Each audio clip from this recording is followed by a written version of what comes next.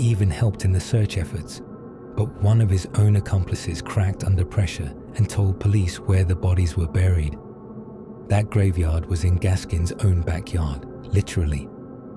On his own property in Prospect, South Carolina, police found shallow graves, one after another. Some were freshly turned. Others had bones poking through the soil. The air reeked of decomposition, flies, mud, death. When they arrested him, Gaskins didn't resist.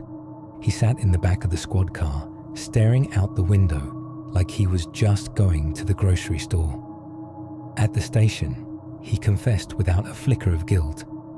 Not just to one murder, to many. And he didn't call them murders. He called them my things. I did my things, he said with a crooked smile. I got rid of them. One officer later said it was like interviewing a man who thought he'd been cleaning out a barn, not ending human lives. They charged him with 8 counts of murder. But the truth, the full truth, it had been going on for decades. After the trial, there wasn't a sliver of doubt. Donald Henry Gaskins was guilty. He was sentenced to death in 1976. But in the strange web of Southern justice at the time, that sentence would be overturned, commuted to life in prison. Most men would have faded in that cage, but Gaskins wasn't like most men. Prison didn't end his reign, it refined it. The Central Correctional Institution in Columbia, South Carolina, was a fortress of iron and rot, a place where killers breathed the same stale air as lifers, where survival depended on who feared you the most. Gaskins was small, but his name had become large. Inmates called him Pee-wee to his face, but behind his back, he was known by a darker title, the Redneck Manson. He didn't raise his voice. He didn't need to. His reputation whispered louder than a scream. Gaskins quickly built a quiet empire behind bars, trading favors, cigarettes, and influence. He was no longer just a killer. He was an operator. In 1978, a fellow inmate named Rudolph Tyner entered the picture.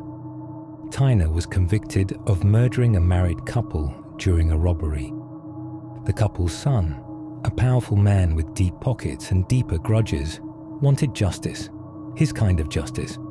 So he paid Gaskins, not with money, with permission, with power.